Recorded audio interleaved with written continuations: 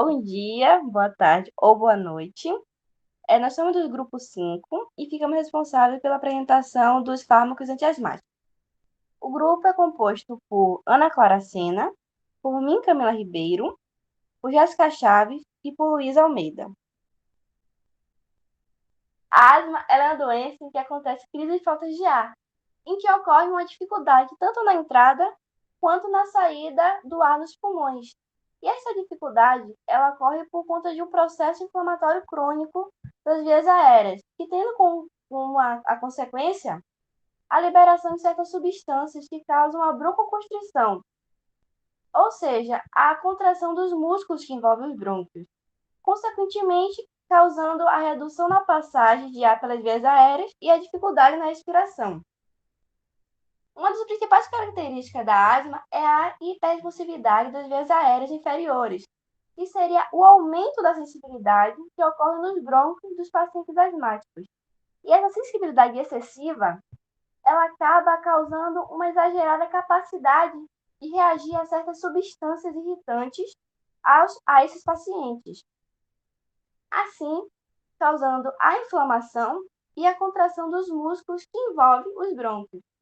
E também há outros estímulos não alérgicos que também podem causar essa hiperresponsividade, como, por exemplo, a inalação de ar frio, o exercício, algumas infecções virais do trato respiratório, como uma gripe, um resfriado. E outra característica também seria a limitação variável ao fluxo aéreo, pois existem situações que podem agravar os sintomas, como, por exemplo, em determinadas épocas do ano, como no inverno. E a asma, ela pode resultar de vários fatores, como, por exemplo, a genética, a exposição ambiental a algo que o paciente seja alérgico, a irritante, entre outros fatores que podem causar o desenvolvimento dos sintomas. Os principais sintomas da asma costumam ser a tosse durante a manhã ao despertar e durante a noite, a sibilância, que é o chiado no peito, a dispneia, que é a falta de ar, o aperto no peito e a respiração rápida e curta. E também a asma também pode passar por longos períodos sendo assintomáticos. E também é importante falar que a gravidade dos sintomas também varia de pessoa para pessoa.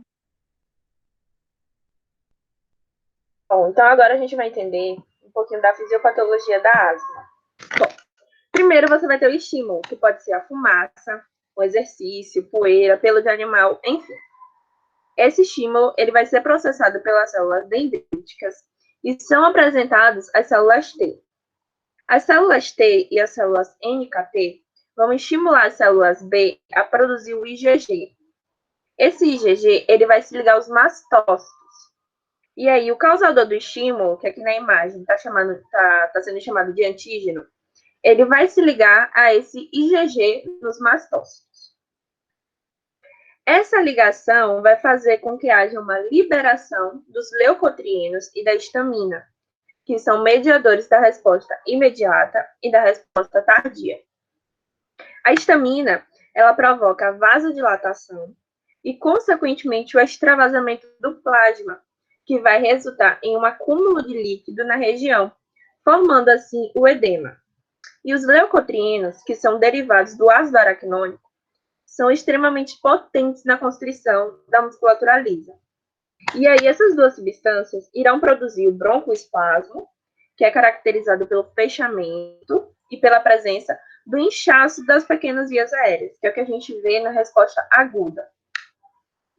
E aí, a liberação dos fatores quimiotáticos, juntamente com os fatores que serão liberados pelas células T, vão facilitar o trânsito dos eosinófilos, dali da medula óssea, para a parede das vias aéreas.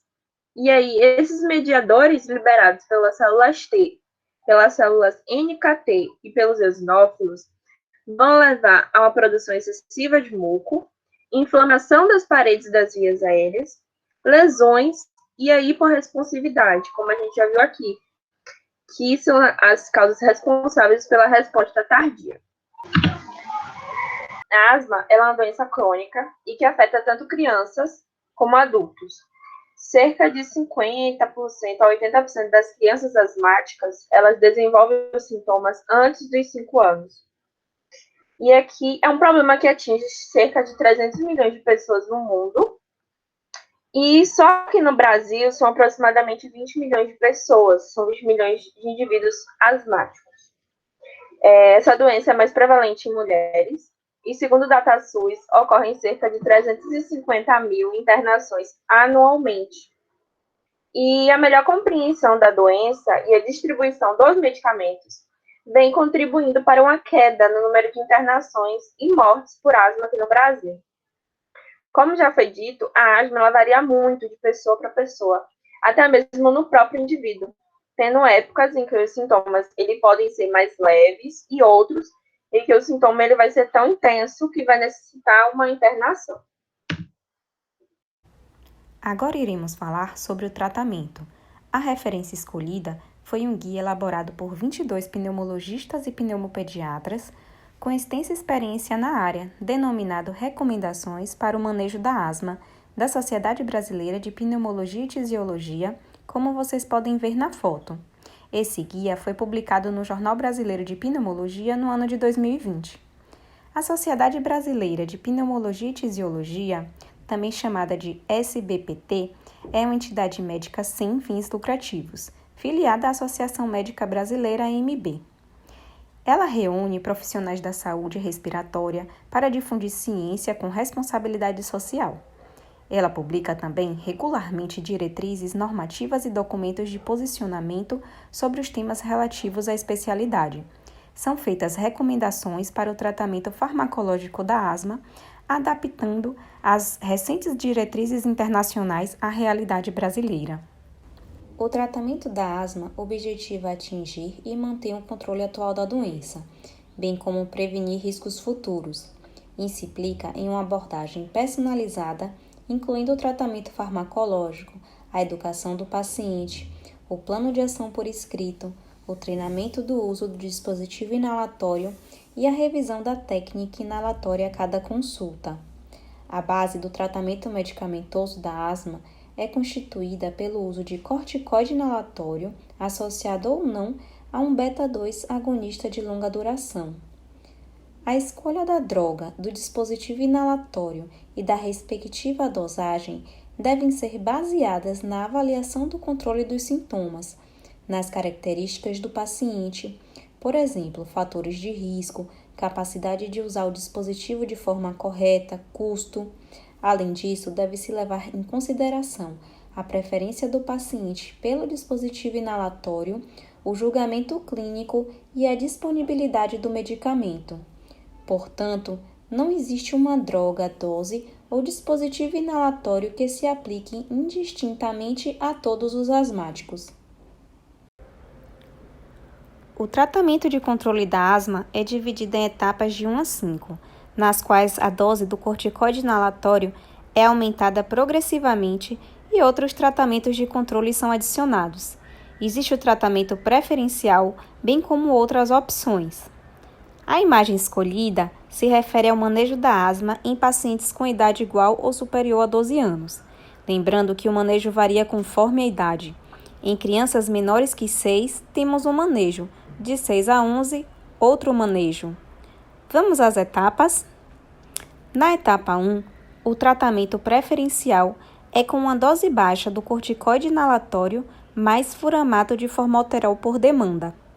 Na segunda etapa, tem-se o corticoide inalatório com baixa dose diária mais um agonista de curta duração por demanda ou dose baixa de um corticoide inalatório mais furamato de formoterol por demanda.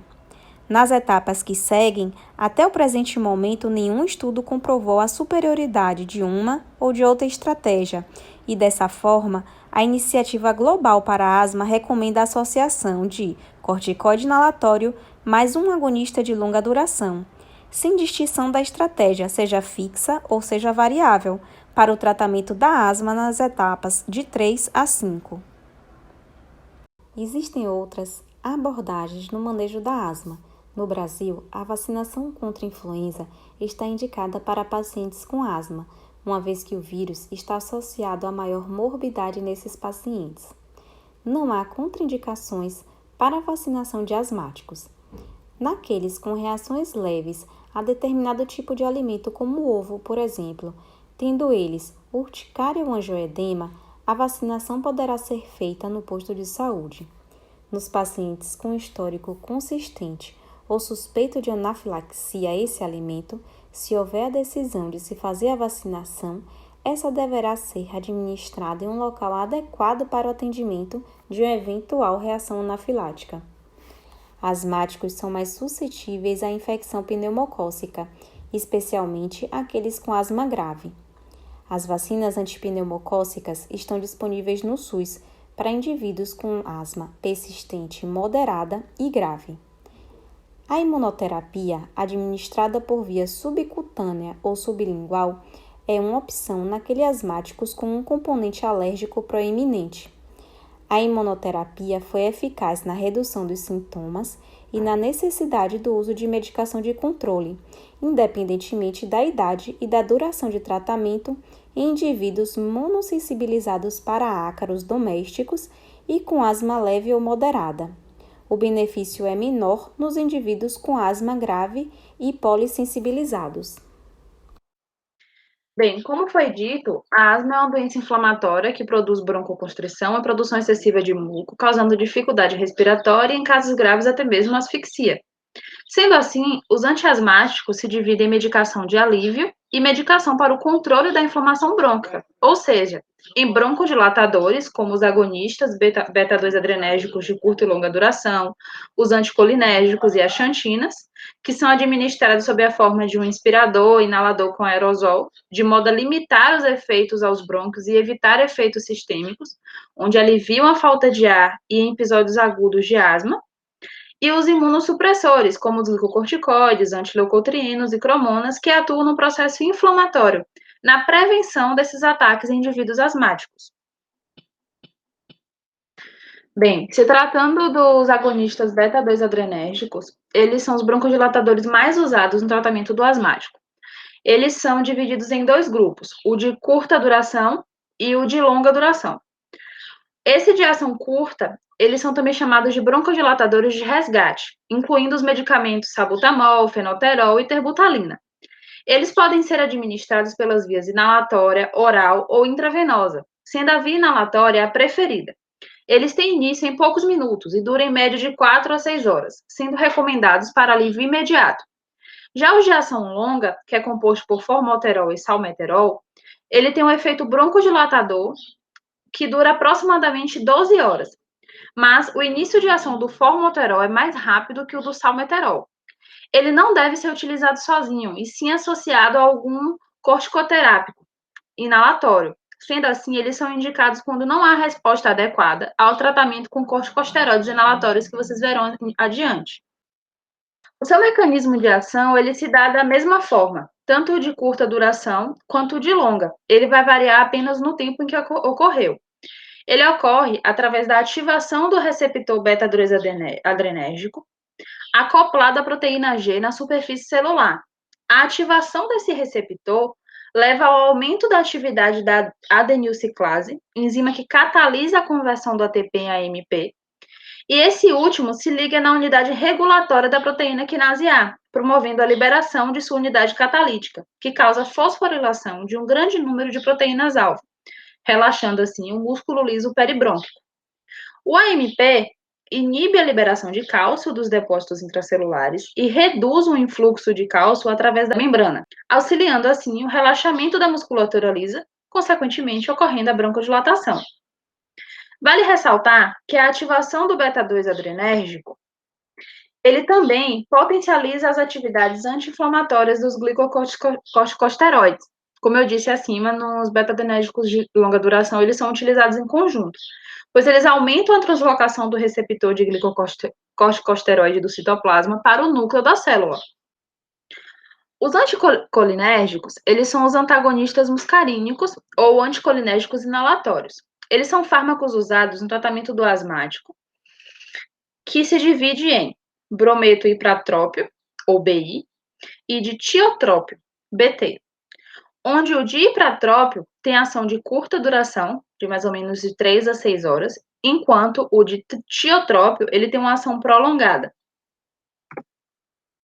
A imagem está um pouco embaçada, porque eu achei que essa foi a que melhor definiu os anticolinérgicos, mas eu acho que dá para entender.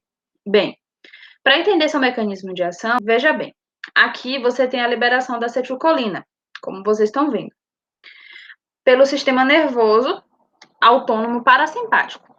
Essa liberação, ela vai se ligar com o receptor muscarínico, mais específico o M3, e isso irá proporcionar um aumento do cálcio intracelular, ocorrendo a formação do complexo cálcio-calmodulina, e assim a contração muscular, que no caso aqui é a broncoconstrição. Os fármacos anticolinérgicos, eles são antagonistas do neurotransmissor acetilcolina. Com isso, o fármaco ele se liga ao receptor e impede que essa acetilcolina faça esse processo de broncoconstrição. Assim, você tem a diminuição do cálcio e, consequentemente, a contração dos brônquios não ocorrerá. E aí vai ocorrer a broncodilatação, que é o relaxamento desse músculo liso. Na asma, a estimulação colinérgica desempenha um papel secundário na produção da broncoconstrição. Por isso que, normalmente, esse fármaco ele é associado a um beta-2 agonista. É justamente a ação antagonista dos anticolinérgicos associado a esse beta-2 agonista que vai levar a esse relaxamento dos brônquios. Essa associação ela está indicada especialmente no tratamento de crises graves de asma. Xantinas e o último broncodilatador de medicação de alívio são a teofilina e a aminofilina, que é um derivado da teofilina. Elas não são utilizadas por via inalatória por serem irritantes da mucosa brônquica. E a teofilina, ela é uma substância de estrutura semelhante à da cafeína, da qual difere apenas por um grupo metila, que é um grupo de CH3. A cafeína, ela é um antagonista do receptor de adenosina e ela não é usada como terapia. Esse grupo metila faz diferença na questão de ser utilizado como terapia, pois a teofilina é e a cafeína não. Apesar de alguns casos utilizarem a cafeína como ajuda na questão da asma, mas ela não é considerada um medicamento de terapia. O seu mecanismo de ação, ele é complexo e ainda não se sabe exatamente como ele ocorre. Porém, o seu efeito broncodilatador principal parece ser devido à inibição específica das isoenzimas da fosfodiesterase. A inibição da fosfodiesterase dos tipos 3 e 4 impede a degradação do AMP, que é o monofosfato cíclico de adenosina nas células musculares lisas das vias respiratórias, e resulta em um relaxamento do músculo liso. Ou seja, ocorre a diminuição do cálcio intracelular, aumenta a condutância de potássio da membrana e reduz a atividade da sinase da cadeia leve de miosina, tendo assim um efeito broncodilatador, alterando a via iniciada pelos agonistas. Embora as xantinas atuem afastado da estimulação dos receptores, ou seja, elas têm dois mecanismos distintos.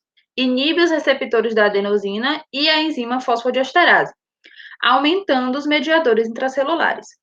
No músculo liso brônquico, o aumento da adenosina e da guanosina leva a esse relaxamento, que é a broncodilatação, e facilita, assim, a passagem de ar pelas vias aéreas. Como as metilxantinas não são seletivas e possuem múltiplos mecanismos de ação, elas produzem numerosos efeitos adversos e apresentam um índice terapêutico relativamente estreito. Em níveis supraterapêuticos, a teofilina produz náusea, diarreia, vômito, cefaleia, irritabilidade e insônia. Em doses ainda mais altas, podem ocorrer convulsões, encefalopatia, hipertermia, lesão cerebral, hiperglicemia, hipocalemia, entre tantos outros. Por esse motivo, houve uma redução no papel exercido por essa teofilina no tratamento da asma crônica.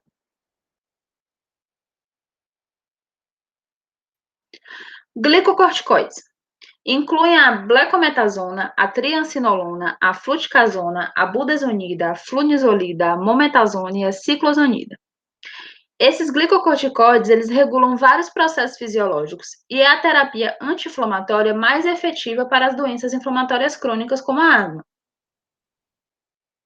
Após penetrar na célula, o corticosteroide ele une-se a um receptor e é transportado até o núcleo, onde se liga às sequências do DNA resultando em indução ou supressão de diversos genes envolvidos na produção de citocinas, moléculas de adesão e receptores relevantes no processo da inflamação. Ou seja, os mecanismos moleculares de ação dos glicocorticoides estão associados com a supressão de múltiplos genes inflamatórios que são ativados em doenças inflamatórias crônicas, através da ligação de receptores de glicocorticoides a coativadores e recrutamento de histona desacetilase 2 para o complexo de transcrição ativado. Assim, os receptores de glicocorticoide ativado também interagem com sítios de reconhecimento do DNA para ativar a transcrição de genes anti-inflamatórios. Antileucotrienos. Os antileucotrienos, eles bloqueiam a síntese ou as interações com os receptores dos leucotrienos. Os agentes em uso clínico no Brasil são o Montelukast e o Zafirlukast, que são antagonistas dos receptores. Seu efeito broncodilatador é modesto, lento e inferior ao obtido com os beta-2 agonistas, embora possa ser aditivo a esse, pode ser utilizado junto com eles. Os antileucotrienos têm efeito anti-inflamatório e, com uso prolongado, reduzem a hiperresponsividade das vias aéreas. Tem também efeito protetor na broncoconstrição induzida pelo exercício, e sua indicação deve ser considerada em pacientes com asma persistente ou sintomas induzidos por exercício. Seu mecanismo de ação consiste em modificar a via dos leucotrienos mediadores inflamatórios importantes na fisiopatologia da asma. Como assim? O zileuto é um inibidor da enzima 5-lipoxigenase, capaz de reduzir a biossíntese de LTA e do cistenil leucotrienos. Os fármacos Montelukast e Zafirlukast, eles são antagonistas do receptor de leucotrienos cis-LT1. Esses novos fármacos, eles são administrados por via oral, comprimidos, e se mostram úteis na asma moderada ou grave, proporcionando uma melhora imediata, e pode também ser usado em rinite alérgica. Por fim, temos as cromonas, que são o cromoglicato e o nedocromil. Ambas as drogas são seguras e têm raros efeitos colaterais. O cromoglicato tem como maior desvantagem a necessidade de ser administrado 4 vezes ao dia. Por isso, não é tão utilizado. Embora consideradas anti-inflamatórias, a redução da hiperresponsividade brônquica observada com a utilização das cromonas é modesta. O nedocromil e o cromoglicato bloqueiam os canais de cloro da membrana celular dos mastócitos, eosinófilos, nervos e células epiteliais.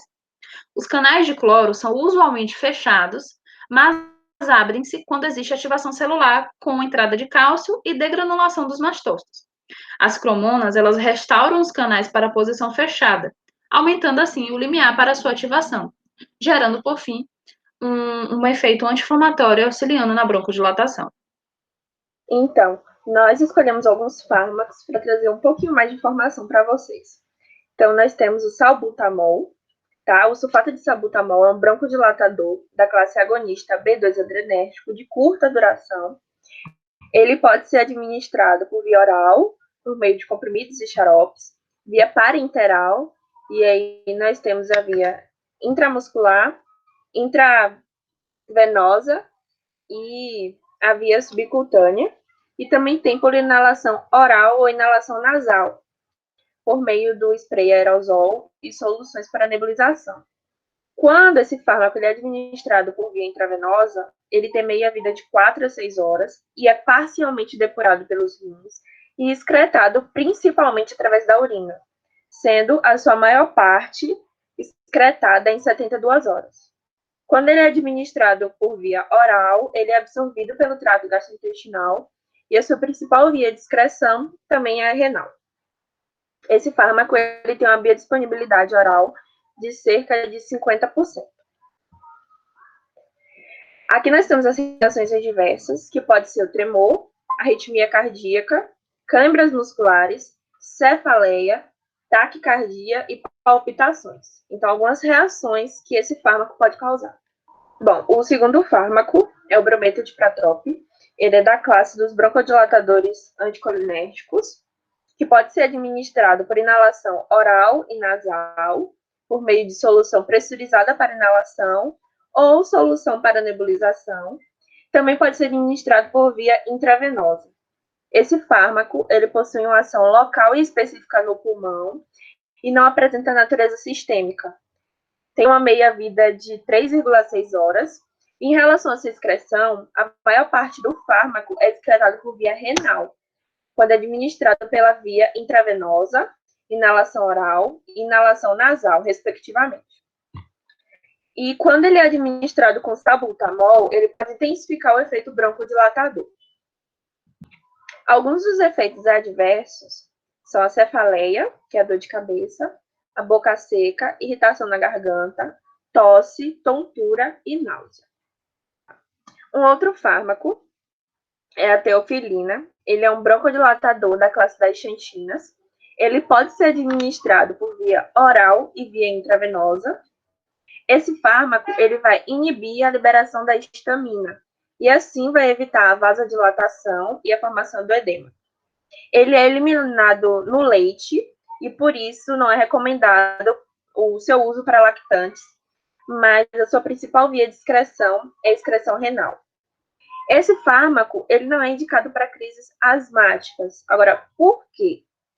Por mais que ele atue na prevenção e no tratamento de broncoespasmos, a sua forma farmacêutica é em cápsulas. E com isso, o efeito biológico ocorre de forma mais tardia quando comparado a outros fármacos que são administrados por inalação nasal, por exemplo, como salbutamol ou brometo de pratrol. Mas, por exemplo, no caso de uma superdose desse fármaco, é possível utilizar o carvão ativado para bloquear a absorção de teofilina no trato gastrointestinal. E como reações adversas da teofilina, nós temos a cefaleia, os tremores, a irritabilidade, a agitação, hipocalemia, que é a diminuição do nível de potássio no sangue, e as náuseas. E o último fármaco é a flunizolida. Ele é da classe dos glicocorticoides, então ele é usado para o controle da inflamação. Ele é administrado por inalação oral, é um dos esteroides utilizados há mais tempo no tratamento da asma. Ele tem uma meia-vida de 2 a 4 horas e a sua principal via de eliminação é a urinária, né? No caso, a renal. Os efeitos adversos, nós temos a rouquidão, a tosse, a secura temporária do nariz e garganta, irritação, sangramento e gosto ou cheiro desagradável. E agora nós temos as nossas referências. Muito obrigada pela atenção.